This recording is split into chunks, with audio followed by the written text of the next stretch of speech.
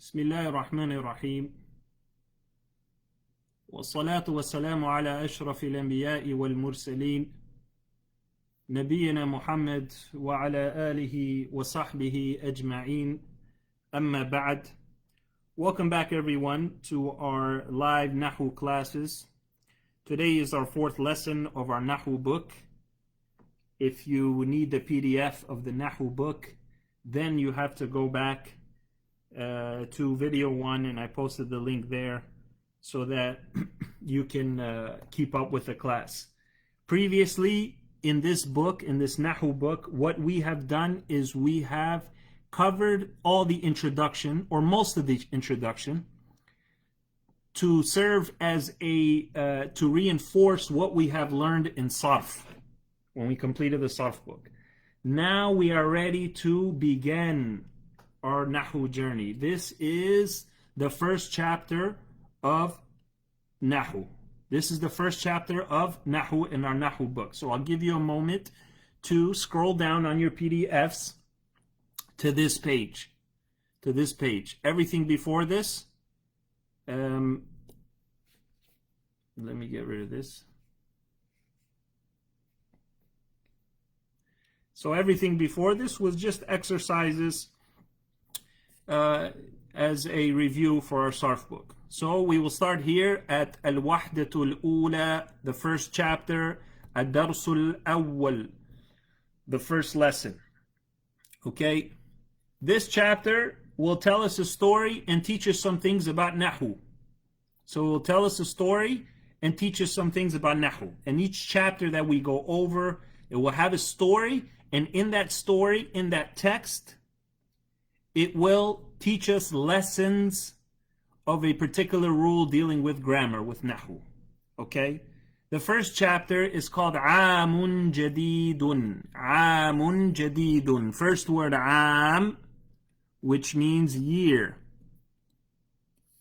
Jadidun means new. And because they have tanween, to dhammas, then we say a new year. If it was the new year, it would have alif lam. Al-Amul Jadid, the new year. Here it's a new year. Okay? And remember, in the Arabic language, the word you're describing comes first. Right? So in English, it's opposite. In English, you mention the adjectives first, and then the word you're describing at the end. So in English, you say a new year. But in Arabic, it's a year new, if you keep that in mind. So if I want to say like a blue car, in Arabic, I have to mention car first, then blue second. That's how it goes, so keep that in mind. We will have a chapter on that, on adjectives and nouns, okay? So always the noun comes first, the adjective comes second. So this chapter is about a new year, and it's going to go into a new class year. The students have arrived. They meet each other, shake each other's hands. So we're going to learn vocabulary dealing with that, and also some things of nahu. Before we get into this, Al-Kalimatul Jadida, if you were with us in our sarf book, then you know Al-Kalimatul Jadida is new words, right? The new words, new vocabulary.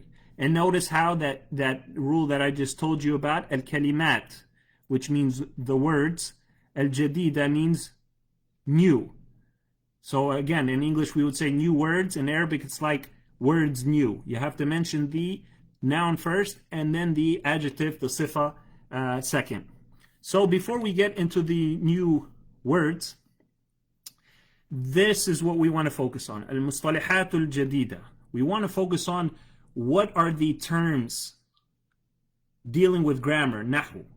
And if you recall, we've covered this before, mustalahat, terminologies, are specific to a certain science only. So these words and definitions that we're going to take under mustalahat, this box, the second box, just as it was in sarf class, are specific to nahu in this class. So they're not specific to aqidah or to fiqh or to even language, right? In the sense of how people use the word in a daily usage. No. These vocabulary and mustalahat are only specific to grammar. So when you read in a grammar book and these words are mentioned, then it is only applied, that definition is only applied to grammar, to grammar only, right? So here's what we're going to learn, okay? And get ready to write some notes, inshallah ta'ala, because I will give you some mustalahat for our introduction to nahu, okay? So first thing, what we want to learn is kalam. Is what? Kalam. So in Arabic, we have what's called let me make this thicker. In Arabic, we have what's called al-kalam, right? Al-kalam.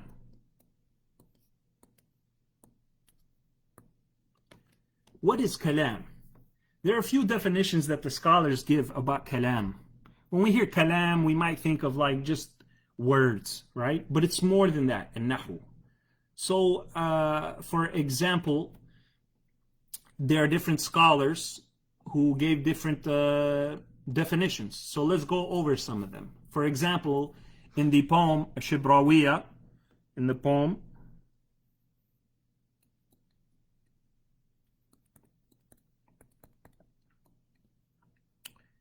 the author, he mentions أما الكلام اصطلاحا فهو عندهم.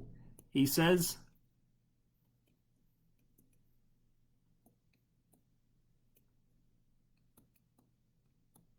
أما الكلام, then he says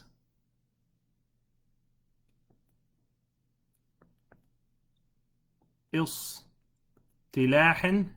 عندهم.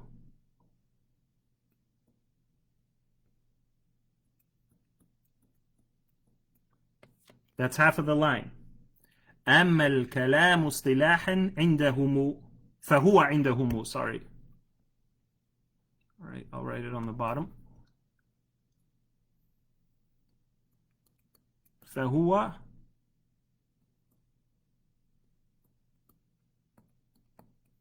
عندهم. So what does he say here? He says أما الكلام فهو عندهم. He says as far as kalam, اصطلاحا أما الكلام اصطلاحا فهو عندهم مركب فيه إسناد كقام علي. So he says as for kalam, then technically اصطلاحا, technically فهو, it is عندهم. What does عندهم mean? With them, meaning with the scholars of grammar. Okay? So once again, kalam technically with the scholars of grammar is, and then he mentions what it is. He says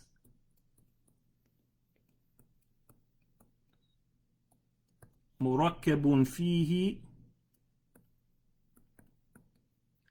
إسناد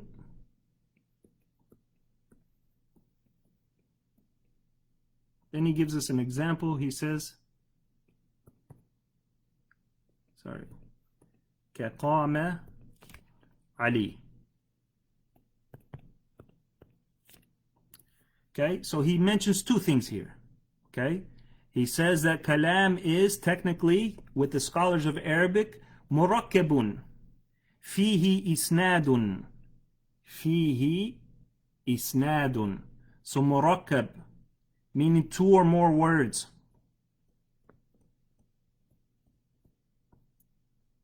Fihi isnadun. It has a connection. It has either it's going to be a fi'l wa fa'il, it's going to be a mubtada wa khabar. So it has isnad. It has isnad. It has a connection. So this is one definition that a scholar has given in his poem. أما الكلام اصطلاحا فهو عندهم مركب فيه إسناد كقام علي. Then you have others, like you have al-Ajrumiyya. And al-Ajrumiyya, the author says al-kalamu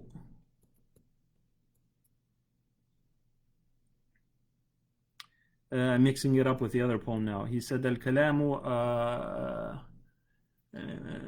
wal-kalamu murakibun.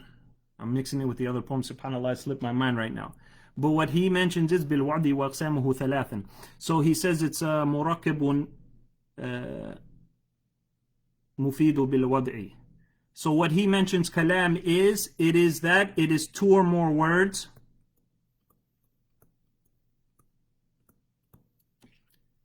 two or more words that make sense. Let me make this more clear for you. So two or more words that make sense in the Arabic language.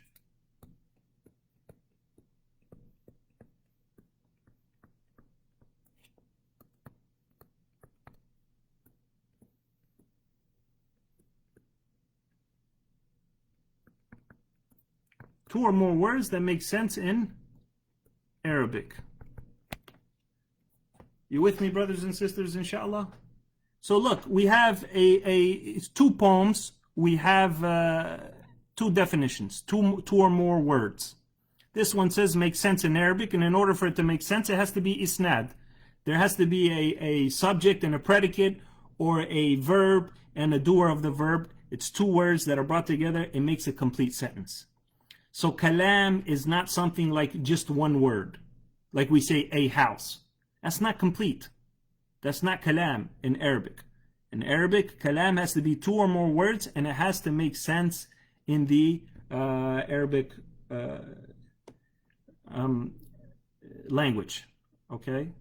Aha. So this is what it was in Ajrumiyya. It was لفظ مركب فيه لفظ مركب مفيد بالوضع واقسامه ثلاثا اسم وفعل وحرف جاء لمعنى. That's what it was. I forgot it. I had to look it up, subhanallah, because currently I am memorizing the Shibrawiya poem.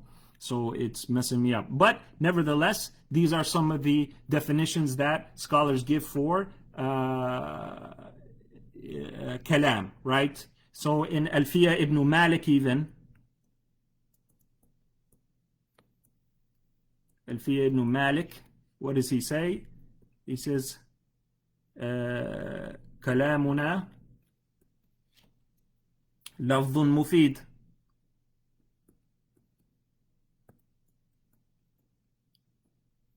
Similar. It is lafdun, spoken word. Okay? The spoken words that make sense. Mufid. They make sense. They are beneficial. So to sum all of this up, what is kalam? Two or more words that make sense in Arabic. That is kalam with regards to the scholars of Arabic. That kalam is two or more words that make sense in Arabic. That is kalam. Okay? It's a spoken word. And then there's also other ones. قال ابن هشام مجتمع فيه أمران اللفظ والإفادة. He says it is spoken words, and al-ifada, it has to make sense. So you see the different definitions. They keep repeating two or more words. It has to make sense in Arabic. That's what kalam is in Arabic. I hope that part was clear. Bidnillahu ta'ala. So that is kalam. So now let's do ourselves a favor and erase all of this that we had. I hope you wrote it down, the different definitions. It's good to know what different scholars have said. And we summarize all of this. We say kalam, okay, in Arabic. We say al-kalam. Just a simple definition right now to not get too confused. It's what? Two or more words.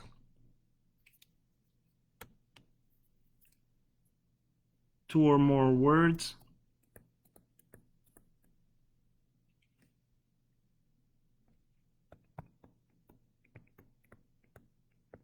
By the way, are y'all able to see all this writing that I'm doing on the screen?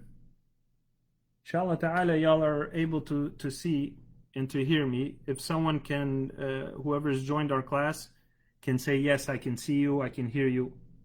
Inshallah ta'ala. To make sure that we're still live and still going. Bidnillahu ta'ala.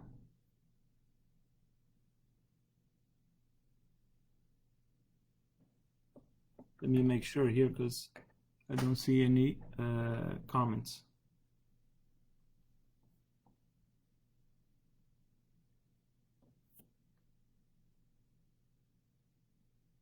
طيب. I guess we're good, inshallah. So it's two, al-kalam is two or more words in Arabic. Okay?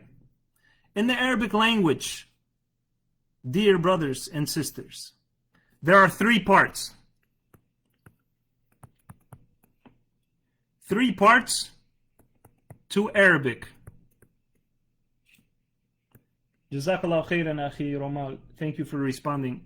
So there are 3 parts to Arabic, alhamdulillah. 3 parts.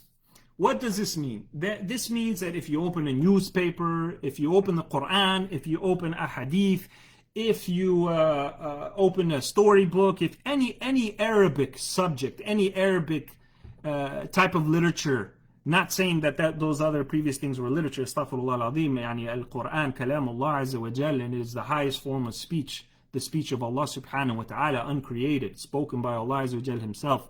The top of all kalam is the speech of Allah subhanahu wa ta'ala, and then the words of the Prophet Muhammad sallallahu alayhi wasallam, no doubt that is on another level, right? But for regards to understanding here, as I'm saying, whatever you read, whether it's Quran, hadith, or you're reading a story or books of scholars or anything that has Arabic words in it, each one of those words that you stop on has to fall in one of these 3 categories. Each word.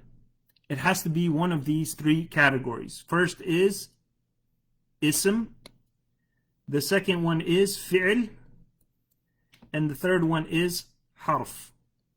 Harf. So once again, we cover what kalam is. 2 or more words in Arabic. Okay? That makes sense. Then Arabic has 3 parts to Arabic. All Arabic words are in one of these 3 categories. There's ism, there's fi'l, and there's harf. There's ism, there's fi'l, and there's harf. Okay? What is an ism? An ism, to make it easy right now, because later chapters we're going to learn more about ism. In English, it's close to what is called a noun, right? So it could be the names of people, the names of cities, countries, places, the names of animals, the names of objects. All of those things are called an ism in Arabic. Okay? And then we have fi'l, as we did in the Sarf book. Those are similar to, in English, what are called verbs. Technically, they are words that are trapped in a certain time, like past tense actions, present tense actions, and so on and so forth, right? And then we have harf. Harf. Harf are particles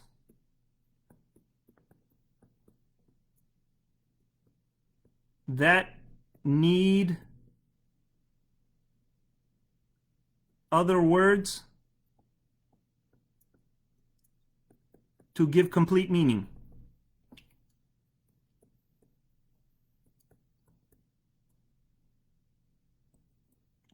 So particles are words like in English, like in Arabic we have fi.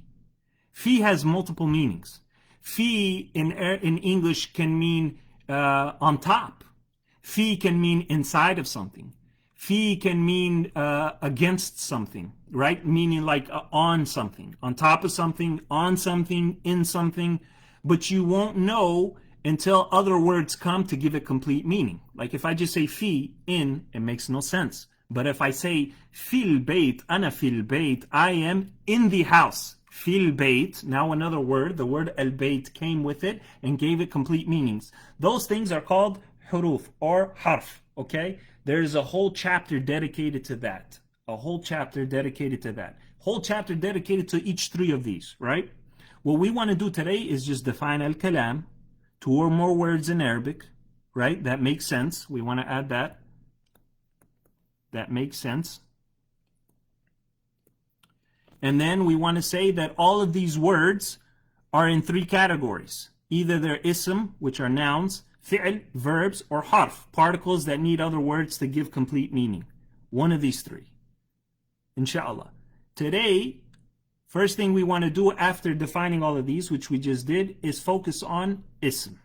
How do we know a word is an ism? That's what we want to do, bi'idhnillah ta'ala. So real quick, as a recap, we took today al-kalam, 2 or more words in Arabic that make sense. All of the words in Arabic are in 3 parts. They're either ism, fi'l, or harf. Ism, we said, are nouns, names of people, places, things, countries, objects, all of that are under ism. Fi'l are verbs, words, and actions that are done in certain time in the past tense, present tense, so on and so forth. Harf are particles that need other words to give complete meaning. You can't just say in, right? You have to say in the house. You can't just say on. You have to say on the table, so on and so forth. So another word has to come in order to give it complete meaning. You won't know its meaning except by context, by other words. And the first thing we're going to do now is focus on ism. So I'm going to write it right here so we don't have to open a new page.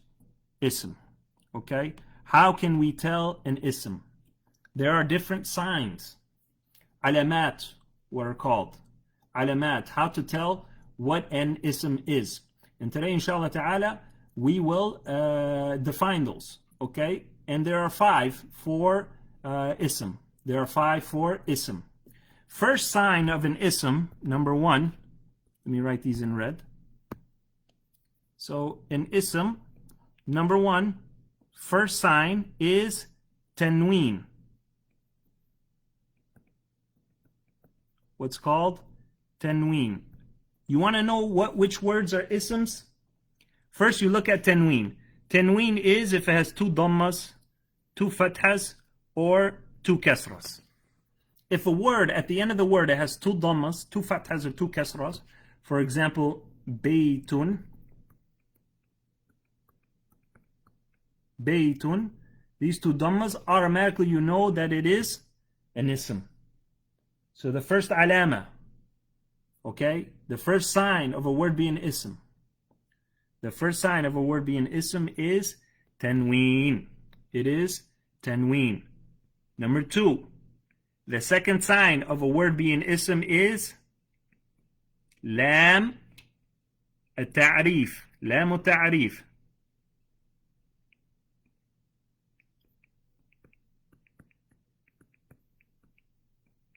lam التعريف. I have to make some room here, guys, so I hope you wrote these things down.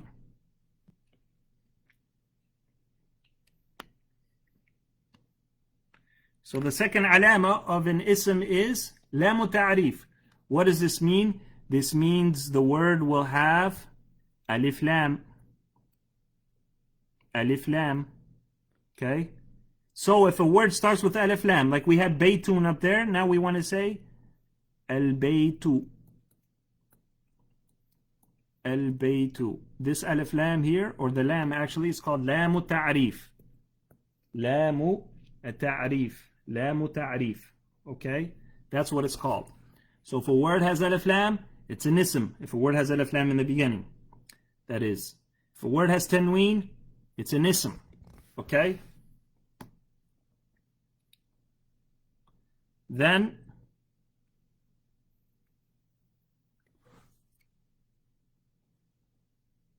number 3 is what's called majroor.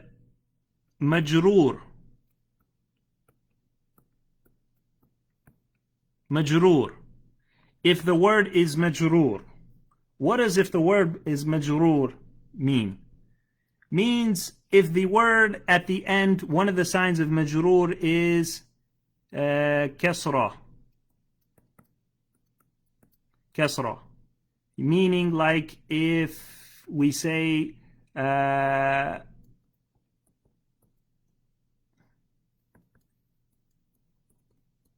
fil bayti, there's a kasra at the end, the ruling of that word, it's majroor. Or if we say, for example, let's say we say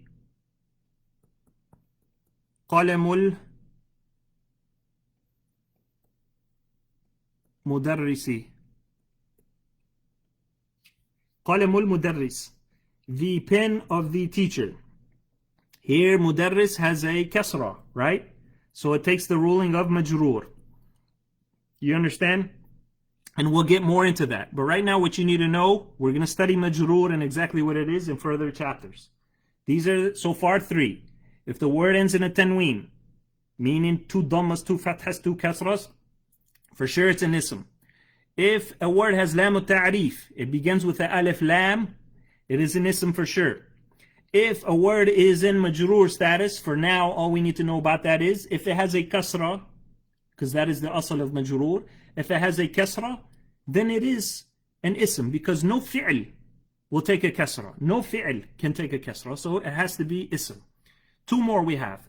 Number 4, if before it comes what's called harfu jar.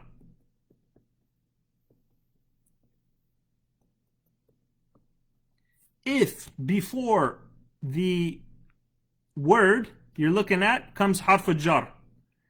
And harf jar are words and particles like fi, ala, ila. These are all particles. So if any harf jar, any particle, which we will learn and memorize these particles later, right? Words like min, right? Words like an. So words like min, an, ila, ala, fi, right? All of these kinds of words, ba, it has a b as a harf jar before it. Then the word that comes after it, is an ism for sure. Like in the statement, we say,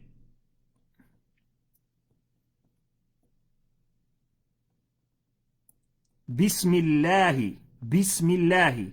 Here we have B, right? Ba, right next to it, right there. It's a harf jar. So therefore, the next word for sure is an ism, and here it actually is an ism. It says ism, the name. So with the name of Allah. So the word ism is an ism itself. How do we know?